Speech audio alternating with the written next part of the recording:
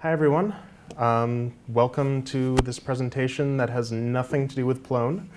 I'm glad you decided to make the choice to branch out a little bit. First, let me introduce myself. I'm DB. I'm a web developer in the Boston area. I'm huge on open source, and I'm a core committer on the Lektor project, which I'll be telling you more about in this presentation. I work in Python and JavaScript, and if you happen to need a contractor, I'm available, so shameless plug. So the reason I'm here is I want to talk to you about the web. And specifically, I want to talk to you about different ways that you can construct a website.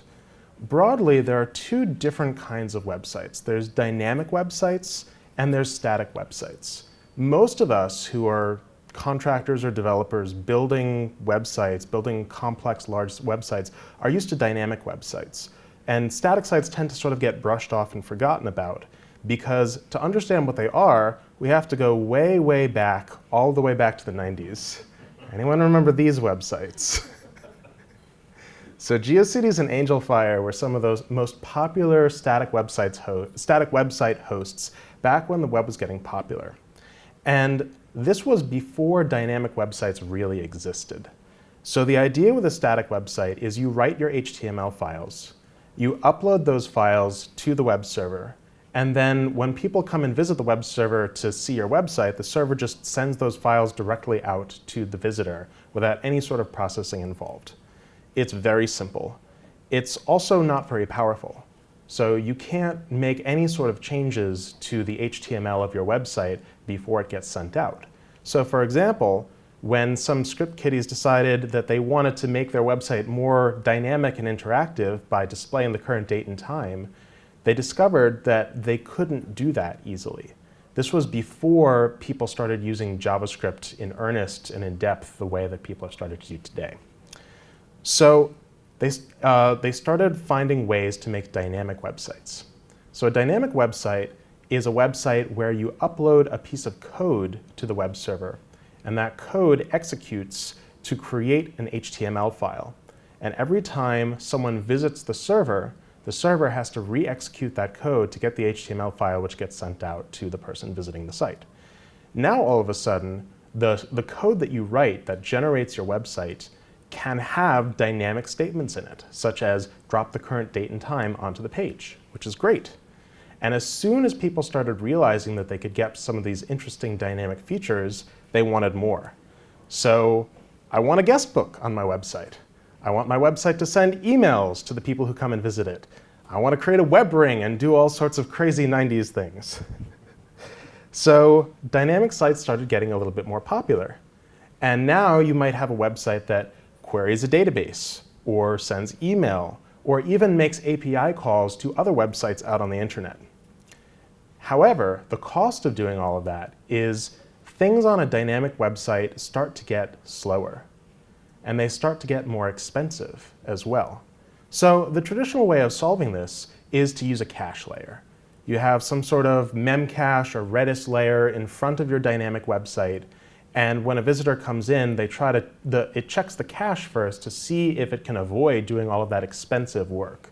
And if it can, it just sends the resulting HTML files right back to the client, just as though it was a static site. Now the problem is that, as you can see from this diagram, things are getting pretty complex. And we've gone forward a couple of years now from the 90s into the 2000s. And people are starting to realize that they need some standardized tooling to manage all of this complexity. And that's when the rise of the CMS started. And I'm sure you've all seen these logos before: WordPress, Drupal, Plone, Joomla, Wagtail, and lots more CMSs that aren't listed here. These are just some of the biggest that I know about. And the whole reason why CMSs exist is because dynamic websites are so large and so difficult to make changes on in a consistent way that you need a framework to manage that complexity and to help average users and people who just want to get it up and running quickly to get to the point where they can be productive quickly and easily. So we've talked about dynamic sites, and there's a lot of different pros and cons to weigh between them. They allow you to have lots of features that static websites just don't have. such as interactivity, creating users that can interact with other users, posting comments, that sort of thing. An admin site where admins can log in and create content, writing blog posts. And it's relatively simple for people who are not very technical to use that admin site to create content. But it's much more complicated. You get potential security vulnerabilities. It seems like WordPress comes out with a new security vulnerability every month. And scaling issues can get very expensive once your website starts getting popular. On top of all of this, you probably are going to get occasional downtime, whether that downtime is from doing server upgrades or from getting hacked or from provisioning more servers to increase capacity, or simply because you didn't increase your capacity and now you're over capacity and some of these users aren't getting the website that they expected to get. So now, as we move forward in time, we get the rise of JavaScript. JavaScript execution environments in the browser get much faster, and we start seeing some of these front-end frameworks like Backbone, Angular, and React, which is so hot right now. And you start seeing single-page applications that communicate with the server via JSON APIs rather than via HTML. So people started realizing if you can manage all the complexity of having a multi-page website on the front end and keeping it as an actual single-page website on the back end, maybe all of this dynamic website complexity and architecture is overcomplicated. Maybe you don't need it at all. And the trend started to swing back the other direction, to say maybe all you need is a static website that holds HTML and JavaScript, which is then directly served to the client. And then that JavaScript can build an interactive single-page application that can do just about everything that you would need your dynamic website to do. So let's go over some of the pros and cons of static websites as well. They're much simpler to build and reason about. They're super cheap to run, and they're incredibly scalable. You're not going to run out of capacity if you're using something like Amazon S3 or Google Cloud Storage. And in addition, they're effectively impervious to security issues. There's nothing to hack. There's no way to do SQL injection when there's no database. It's simple enough that it's hardened, and that you can't have a hacker come in and steal private information when there's really no private information to steal. Now, of course, we have the same cons that we had back in the 90s, which is to say trying to manage and update a static website is tedious and error-prone. There's no dynamic content, and there's no admin website, so non-technical users find it almost impossible to update content on a website. However, I want to see if we can combine some of these pros together across both of those. And the first one that I want to focus on is how cheap static websites are. How cheap are we talking about here? Let me give you an example. Let's say you have a popular website that consistently gets 100 page requests per second, every single second. Maybe wavering up and down a little bit, but that's the baseline. If you were to run that as a dynamic website, that would be incredibly expensive to provision all the servers that you need, dealing with databases, backups, caching, security, penetration tests, the whole 9 yards. What if we just hosted it on Amazon S3? I did a bit of a calculations here, and the end result is a website that gets 100 hits per second is going to cost you about $100 a month, which is probably 2 orders of magnitude less than for a dynamic website of the same capacity. That's pretty astoundingly cheap. So with that being said, how can we get that sort of price while still getting the features that we need to have from a dynamic website? This is the basic question. Can we get the best of both worlds? So the limitations of a static website can basically be cut down to 3 categories. Updating is tedious and difficult. There's no dynamic content, and there's no admin site, so non-technical users can't create content easily. So the first bullet point is actually pretty straightforward to solve. Anytime you're dealing with updating the same content over and over again, you want to avoid repeating yourself. And when you're dealing with the front end, that means using a template. So you could use client-side templates in JavaScript if you want to. But some of us here tend to like Python. So I tend to prefer writing my templates on the server side in a templating language that runs in Python. So for that, you can use preprocessor templates. And while I like Python, other people might like other languages instead. It doesn't matter. You don't have to use JavaScript if you don't want to. But the idea of templates is that you have your code, it takes information, and it renders the HTML. Dynamic websites use dynamic templates, which render the template once for every request. A preprocessor template will render the template once to get a set of HTML files, and then upload those HTML files to the server. The server will then take those HTML files and serve them out as a static website, just the same as it would any other website. And the benefit of doing it this way is now, let's say you want to modify the footer across every single page of your website, and your website might have 500, 1,000, 2,000 pages in it, maybe an unknown number of pages in it. If you were dealing with a normal static website, trying to update all of that by hand is really hard. But fortunately, with a template, you can just use a static site generator. A static site generator is sort of like a dynamic website framework that only exists before you upload your HTML files to the server. So these are some examples of static site generators that have become fairly popular these days. Probably the best known is Jekyll. If you've ever used GitHub Pages for a personal website or a project website, that actually uses Jekyll in the backend.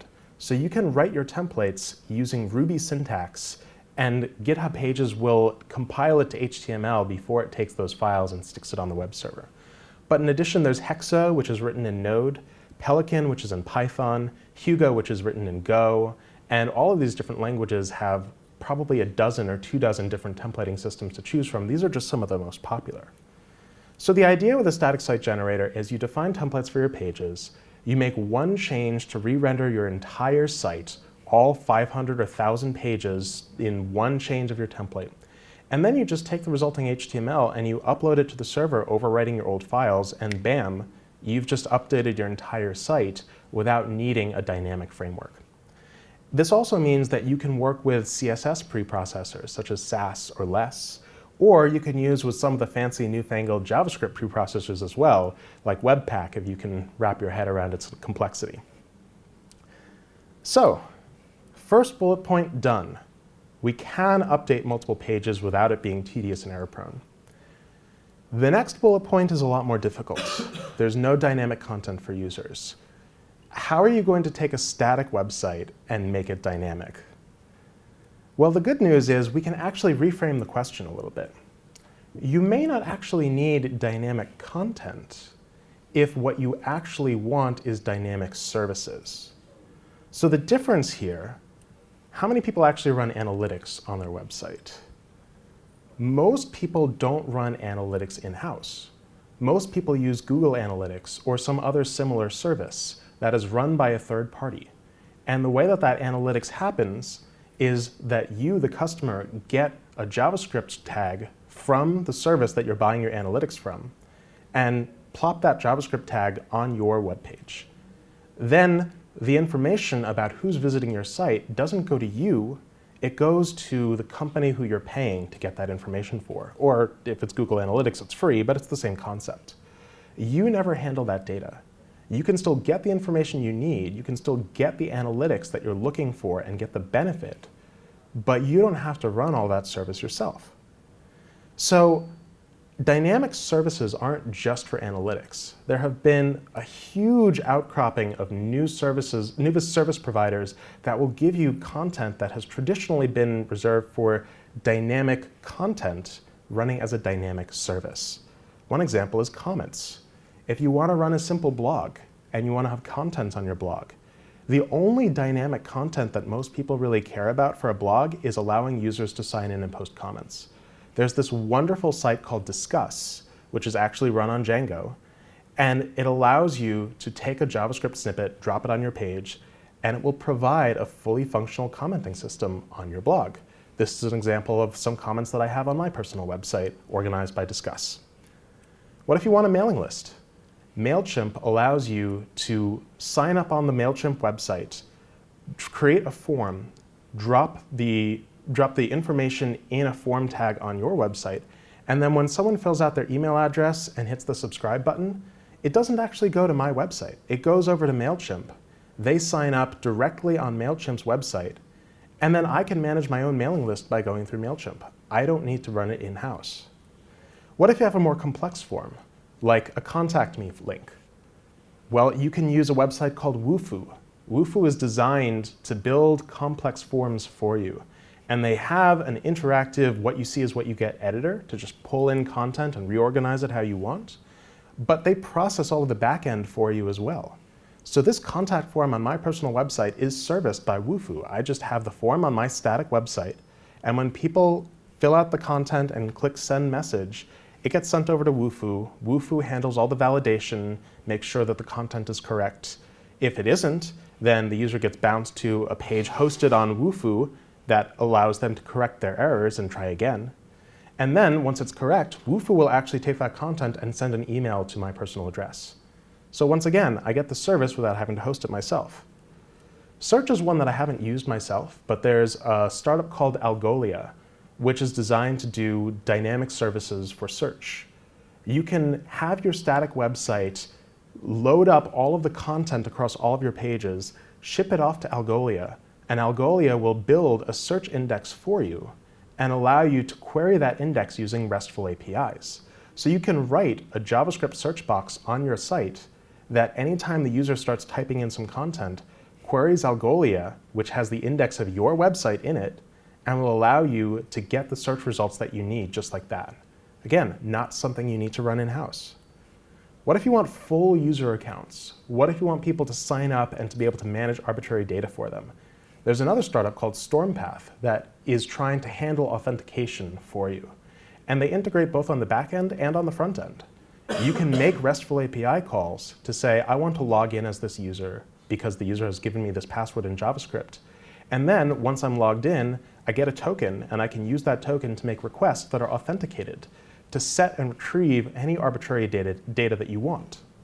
So even the whole authentication and user model that is so core to the idea of a dynamic website can be shipped off to an external service.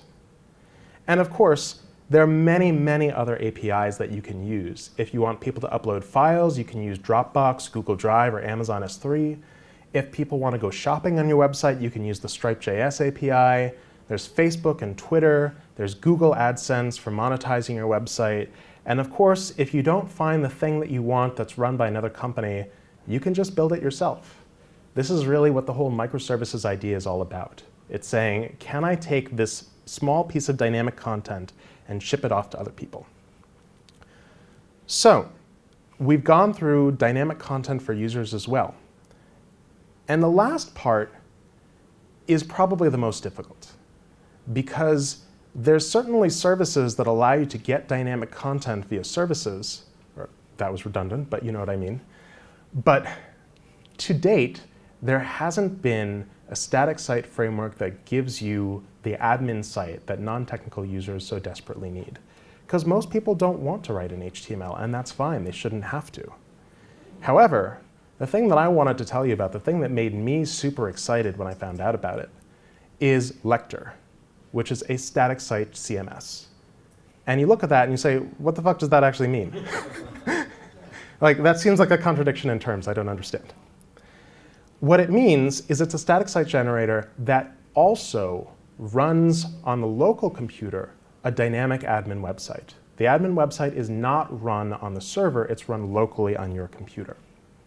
Let me give you a brief overview on how Lektor works in the architecture. Lektor can basically be divided up into three different components. There's your models, content, and templates. I'm sure you're all very familiar with the structure because it's what every dynamic website uses as well.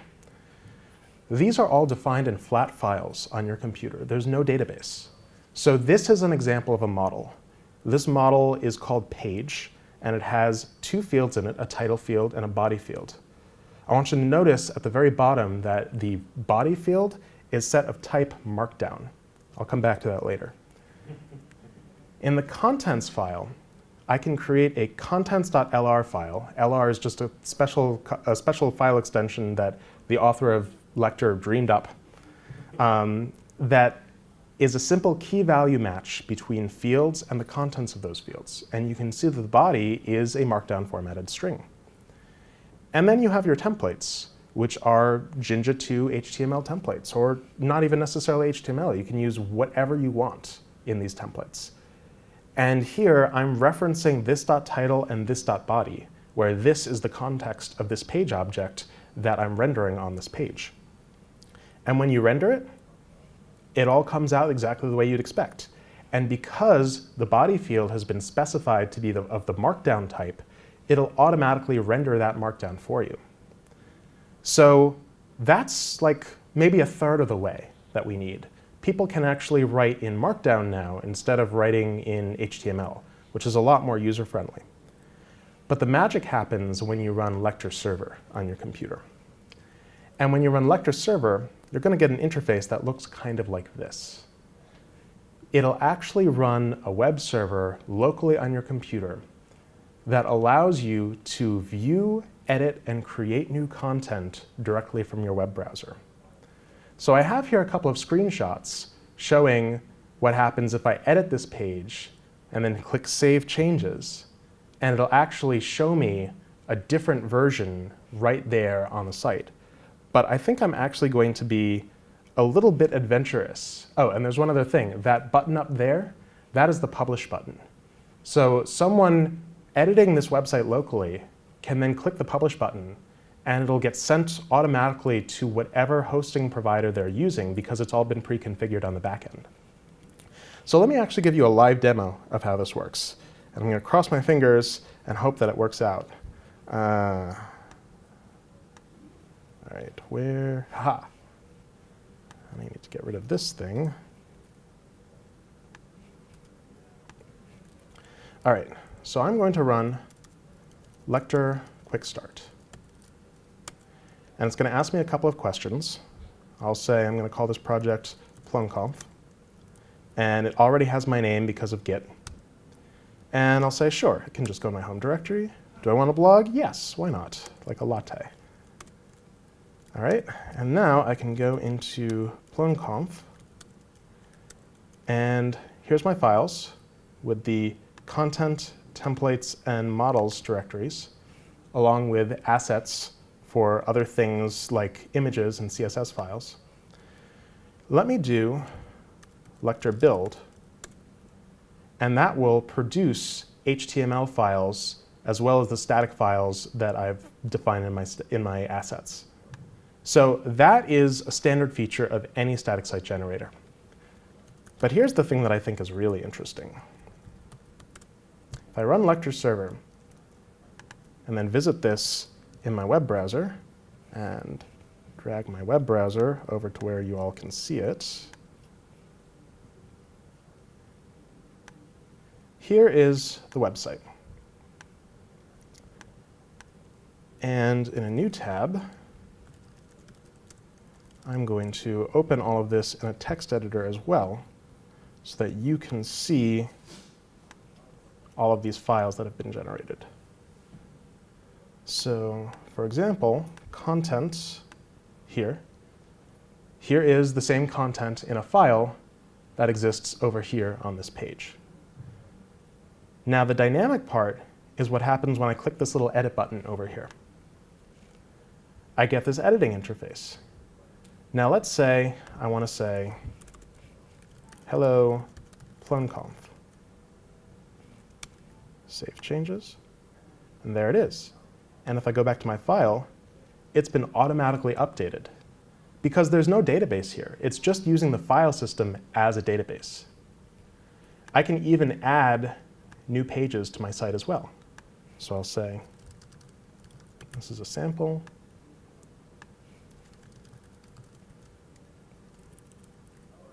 If I could spell, it would help. So now I have a totally new page that's been built out based on this template. And if I go to my context section, this is a sample, and there's the same content that I just defined before. So this is allowing non-technical users to create, edit, update, and delete content the same way that you'd be able to with a dynamic website, but you get all the benefits of a static website as well. And because all of the data is maintained in flat files, you can also version it. You can stick the entire website in version control and track every single change that's made over time. In fact, my personal website, davidbaumgold.com, is a site that's built entirely on top of Lektor. And if you want to, you can go to my GitHub and see the entire project that will generate my personal website. There's all my templates for all the different types of pages that I have. There's the contents. Where is it? Content. I can go to my blog, and you can see every blog post that I've done, all in here. And I can go to my website, and here's that same blog post rendered on my site. My site isn't very fancy looking, and that's intentional, because I care a little bit more about the back end than the front end. But this is all HTML, CSS, and JavaScript. You can make it as swanky as you want. And in fact, the Lektor documentation website is, of course, also built with Lektor, and has a lot of content in there.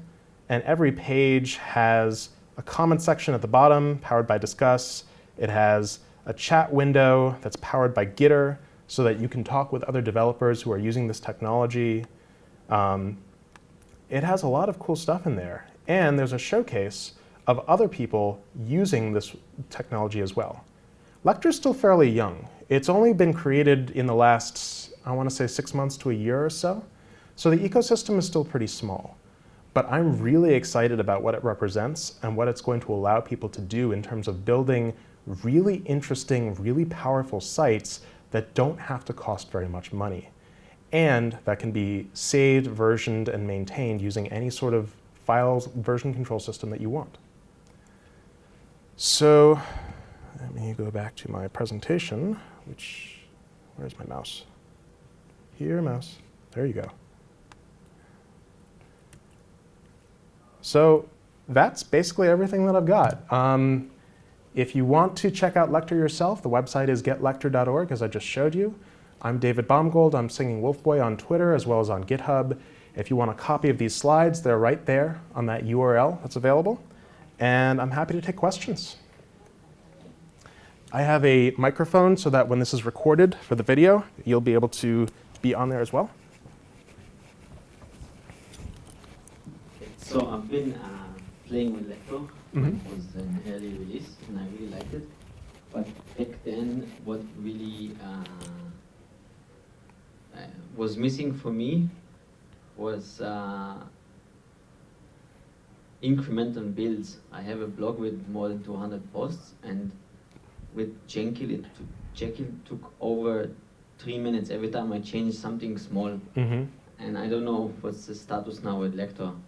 So the status of that is that the guy who wrote this project, his name is Armin Roneshar, and he has a lot of open source projects. He's the same guy who wrote Flask, and he's been rather busy in the past few months and hasn't given Lektor the attention that it really needs and deserves. However, I'm actually the other half of the development team. I volunteered to help bring Lektor to Python 3 compatibility, and I just contacted Armin literally 2 days ago to say, hey, I'd really like to see this project get moving forward faster. Are you okay with me being the primary developer?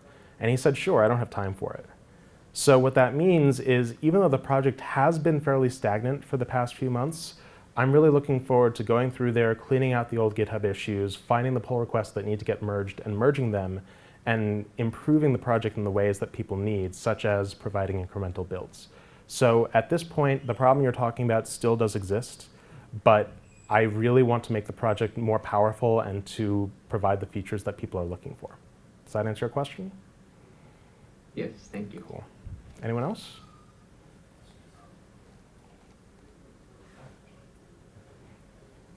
When would be a good time to not use Lektor?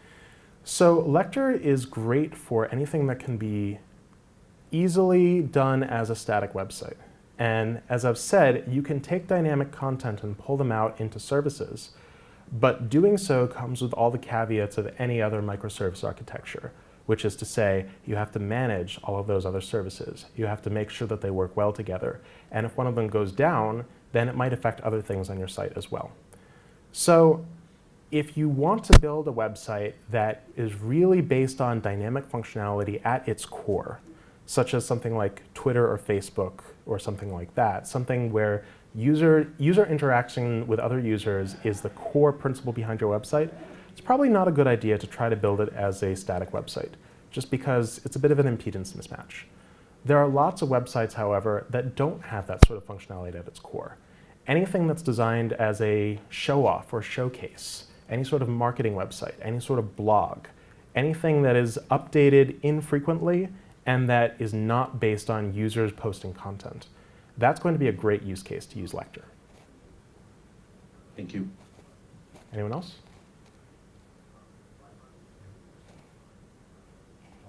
All right, well, I guess I'll let you out early.